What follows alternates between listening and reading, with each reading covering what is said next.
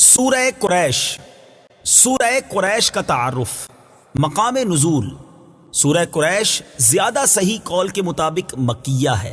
آیات، کلمات اور حروف کی تعداد۔ اس سورت میں 1 رکوع، 4 آیتیں، 17 کلمے اور 73 حروف ہیں۔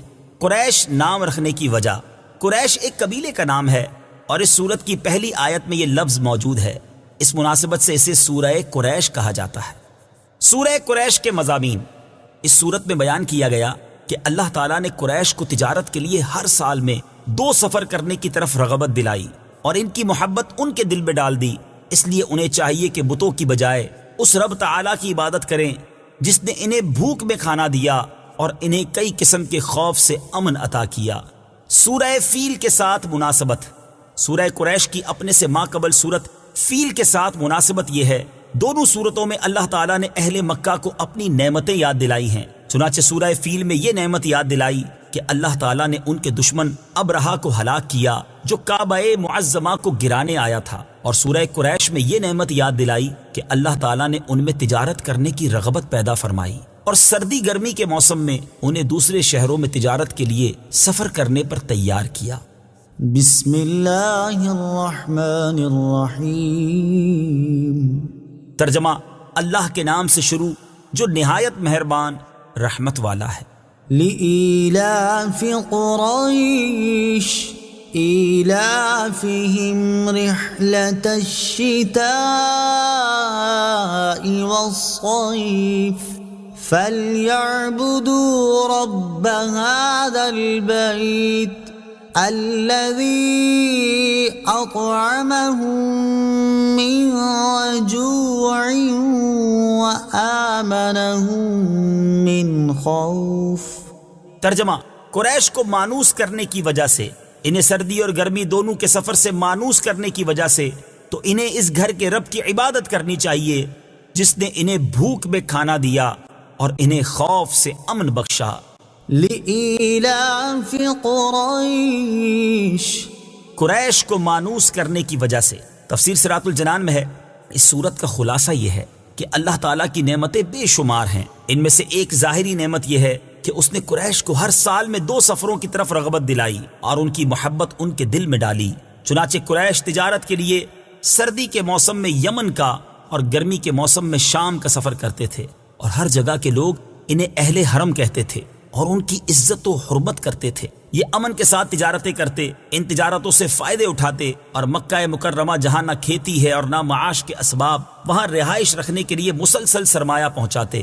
ان پر اللہ تعالیٰ کی یہ نعمت ظاہر ہے اور یہ لوگ اس سے فائدہ اٹھاتے ہیں، تو انہیں چاہیے کہ وہ اس نعمت کا شکر ادا کرتے ہوئے کعبہ معظمہ کے رب کی عبادت کریں جس نے انہیں ان سفروں کے ذریعے بھوک کی اس حالت میں کھانا دیا جس میں وہ ان سفروں سے پہلے اپنے وطن میں کھیتی نہ ہونے کے باعث مبتلا تھے، اور انہیں حرم شریف کے سبب اور مکہ والے ہونے کی وجہ سے خوف سے امن بخشا کہ کوئی ان کے ساتھ مزاحمت نہیں کرتا، حالانکہ ان کے اطراف اور قرب و جوار میں قتل و غارت گری ہوتی رہتی ہے، قافلے لٹتے ہیں اور مسافر مارے جاتے ہیں۔ بعض مفسرین نے فرمایا کہ خوف سے امن بخشنے سے مراد یہ ہے کہ انہیں جذام کے مرض سے امن دیا کہ ان کے شہر میں انہیں جذام کا مرض نہ ہوگا، اور بعض مفسرین نے فرمایا کہ اس سے مراد یہ ہے کہ تاجدار رسالت صلی اللہ تعالی علیہ وآلہ وسلم کی برکت سے انہیں عظیم خوف سے امان عطا فرمائی۔ قریش کا تعارف۔ قریش اس قبیلے کا نام ہے جس میں سید المرسلین صلی اللہ تعالی علیہ وآلہ وسلم کی ولادت مبارکہ ہوئی۔ اس قبیلے کے اس نام کی مختلف وجوہات بیان کی گئی ہیں۔ ان میں سے ایک یہ ہے کہ حضور اقدس صلی اللہ تعالی علیہ وآلہ وسلم کے آباء و اجداد میں سے ایک با کمال ہستی فہر بن مالک ہیں، ان کا لقب قریش ہے، اور ان کی اولاد قریشی یا قریش کہلاتی ہے۔ فہر بن مالک قریش اس لیے کہلاتے ہیں کہ قریش ایک سمندری جانور کا نام ہے جو بہت ہی طاقتور ہوتا ہے اور وہ سمندری جانوروں کو کھا ڈالتا ہے۔ یہ جانور تمام جانوروں پر ہمیشہ غالب ہی رہتا ہے، کبھی مغلوب نہیں ہوتا، اور چونکہ فہر بن مالک اپنی شجاعت اور خدا داد طاقت کی بنا پر عرب کے تمام قبائل پر غالب تھے، اس لیے تمام عرب والے ان کو قریش کے لقب سے پکارنے لگے۔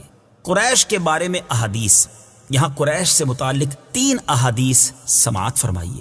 نمبر 1، حضرت واثلہ بن اسقع رضی اللہ تعالی عنہ سے روایت ہے، مسلم شریف کی حدیث ہے، رسول کریم صلی اللہ تعالی علیہ وسلم نے ارشاد فرمایا اللہ تعالیٰ نے حضرت اسماعیل علیہ الصلوۃ والسلام کی اولاد میں سے کنانا کو چن لیا اور کنانا سے قریش کو چن لیا اور قریش میں سے بنو ہاشم کو چن لیا اور بنو ہاشم میں سے مجھے چن لیا۔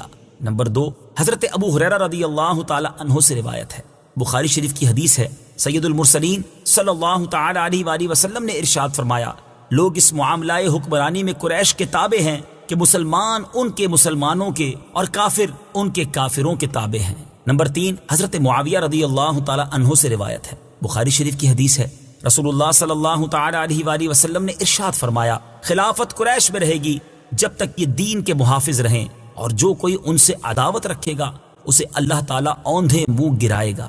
سورہ قریش کی آیت نمبر 3 سے حاصل ہونے والی معلومات۔ اس آیت سے چند باتیں معلوم ہوئیں۔ نمبر 1، کفار بھی شرعی عبادات کے مکلف ہیں کہ ایمان لائیں اور عبادت کریں۔ نمبر 2، کفر کی حالت میں کوئی نیکی صحیح عبادت نہیں، کیونکہ کفار مکہ طواف، حج، عمرہ اور حاجیوں کی خدمت کرتے تھے، مگر انہیں کل عدم قرار دیا گیا۔